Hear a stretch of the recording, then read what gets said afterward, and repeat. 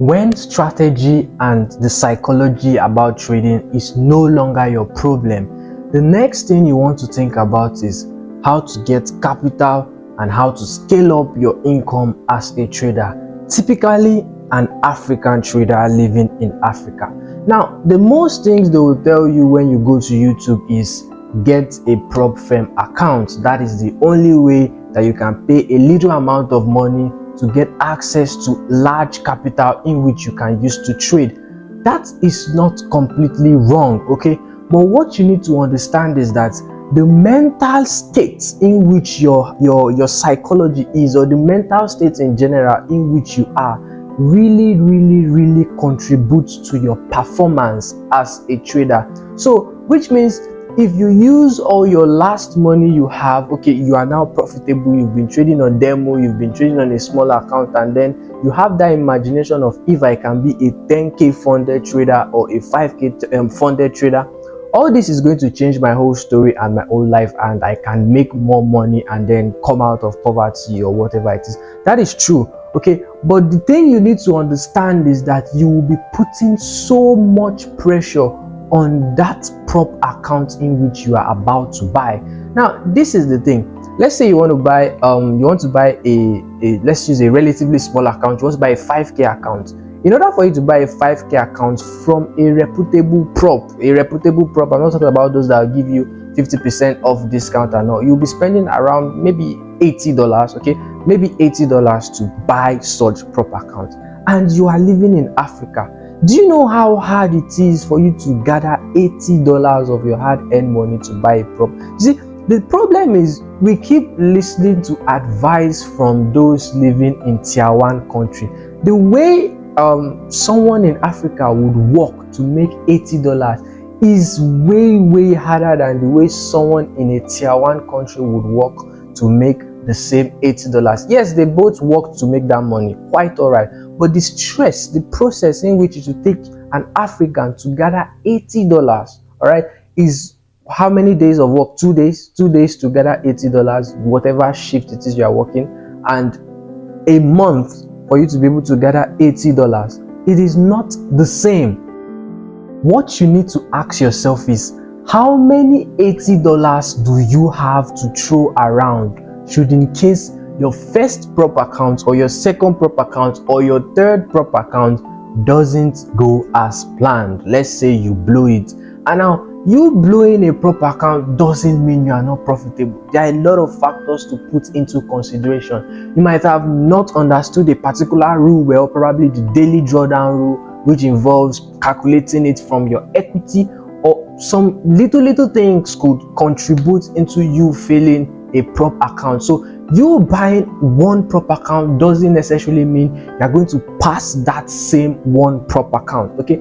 These are things to put into consideration. So however, it took you as an African, let's say it took you about a month to gather that $80 to buy a 5k account, and then you are comparing yourself or taking an advice from someone who it took the person 2 days shift to gather the same $80 to buy the prop account. Do you really think if both of you lose that account, you're going to feel the same amount of pain? Because you truly know that, okay, if I blow this $80 prop account, which is like a 5k prop account, I need to work for probably another 1 to 2 months before I can come up with, an amount to buy another account. Whereas the other person, in a tier 1 country just has to work for 2-3 days, 4 days, max a week, and it's going to come up with that $80 again and then ready to buy. So it's not really the right approach, because you will be trading that prop account with so much mental pressure.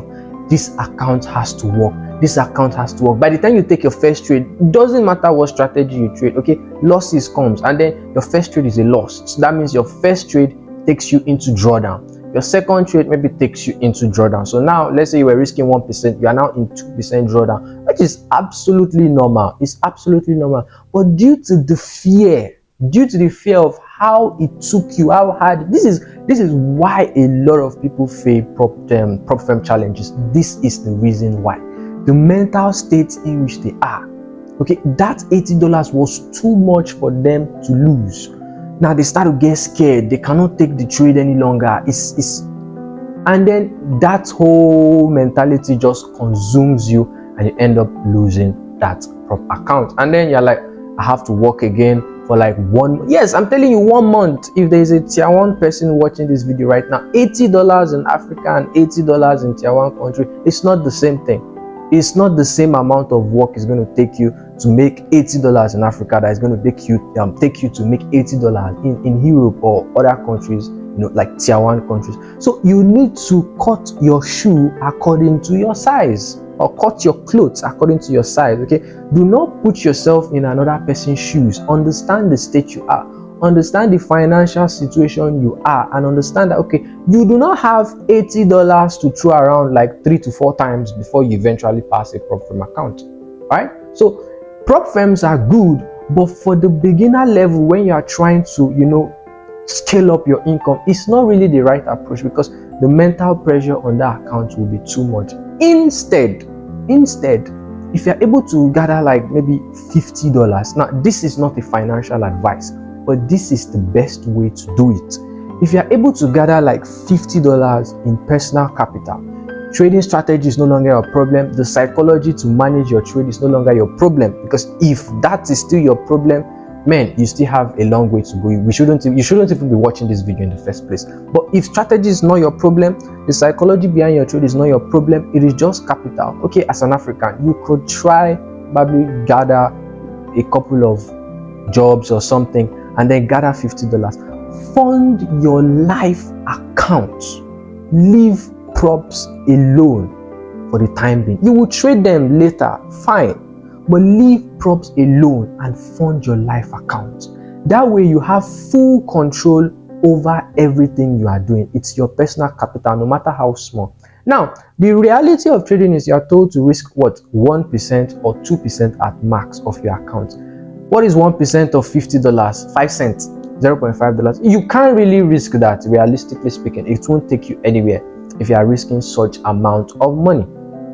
So this is where you now inculcate the prop aspect of it. So let's say you bought a 5K account, and then I already explained this in one of my videos where I talked about knowing what to do about props before buying a prop account. So if you had a 5K account, literally you are given $500. So which simply means that risking 1% of that 5K account is risking $50, but in reality you are risking 10% of your maximum drawdown, which is $500. So apply the same thing to your life account, not a prop. So which means with a $50 account, you are risking what? $5 per trade.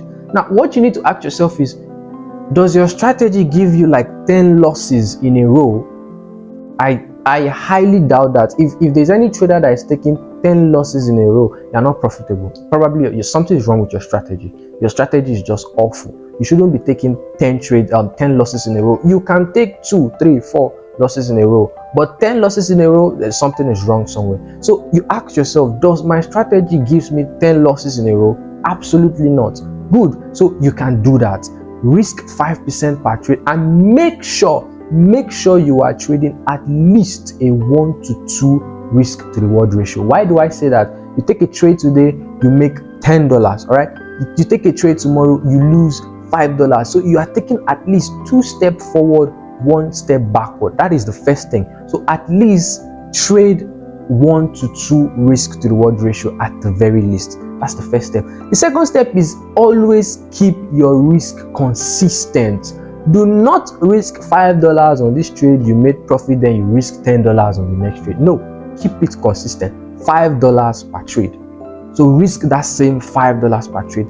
Before you know it, you're making 10, you lose 5, 10, you lose 5, you lose 5, 10. You are taking more steps forward and then fewer steps backward. You find out your account is growing. Now, I'm not saying you should get a big account and start risking 10%. No, this is you are trying to scale up your income. So try and grow that particular $50 to maybe what? $100. When you grow it to like $100, you can take a little withdrawal for yourself. See, when you withdraw money from what you are doing, it sends a kind of positive mindset to your brain, like, oh wow, Yes, I know I'm struggling, but I was able to trade this week. I made a certain amount of profit. I was able to trade these 2 weeks. I made a certain amount of profit. Let me withdraw, even if it's $10, okay, and buy something for myself to eat. Take yourself out and then eat a nice food, get a good haircut, do something good with the money. It gives a positive reinforcement for yourself. Yes, I'm doing well. You keep trading that account, you keep risking your $5, and you find out that you are withdrawing a little bit for positive reinforcement. Before you know it, the 50 is 100, the 100 is 150, the 150 is 200, and now listen to me. This is where you do not get tempted.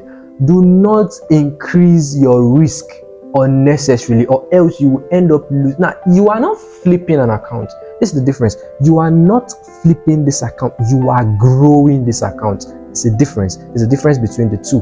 Flipping is when you're just doing something you are growing it with proper plan, proper risk management, and proper rules in which is guiding you or you're following. So your 50 becomes 150, your 150 becomes 200, until you get to what? You get to 500. You have at least times 10 of how much is going to cost you to buy a prop account. So which means you've grown. It could have taken you 3 months, 4 months. Don't rush the process. Grow your personal capital until you have at least 10x of what is going to cost you to buy a prop firm account. Then you can pull out 100 out of your $500 to buy a 5K account.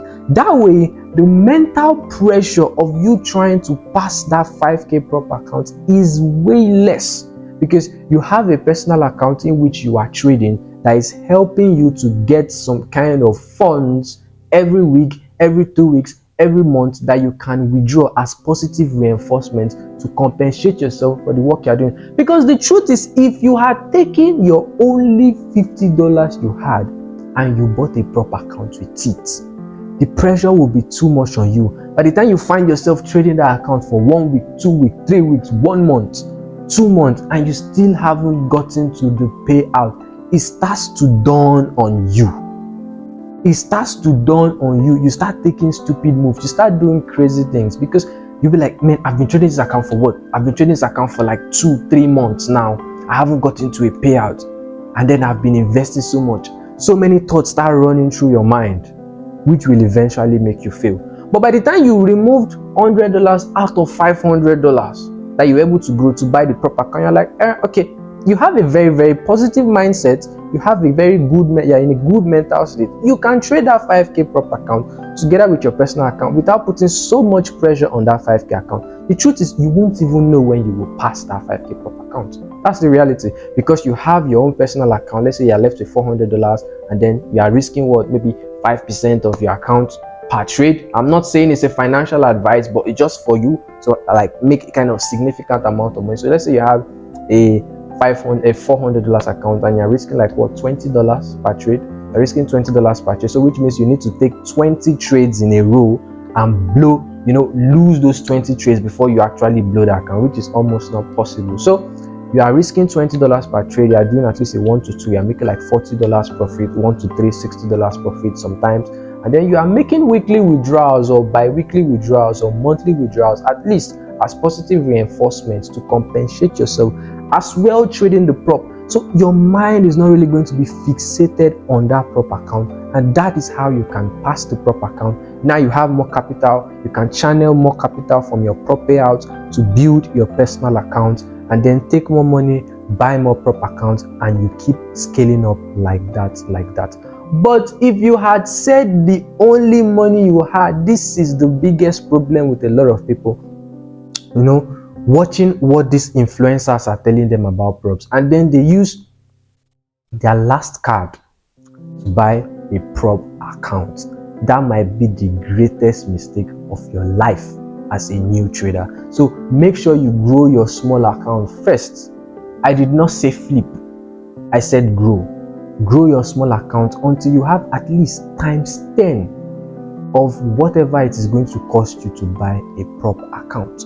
So which means if your prop account is worth $50, for example, you need to have at least $500 in your personal capital to remove 50 to buy a prop. If your prop account is going to cost you $100, try and have like $1,000, then you can remove $100 and then buy a prop, like that, to reduce the mental pressure you are going to have in order to buy a prop account and in order to pass the prop account. So you do not treat that prop account like it is your last, or this is what is going to change my life, and then you start crying and all when you fail it. So I hope this video was of value to you. If it was, smash that like button, smash that subscribe button, drop a comment, let me know what you think. As a trader who is trying to scale up his income, let me know what you think about what I said. If there is anything I said wrong, I would like to go into it. If there's anything you would like to add, let me know. Addition, subtraction, whatever it is you feel might be necessary, and probably I'll cover it in the next video, and I'll see you guys in the next one. Cheers.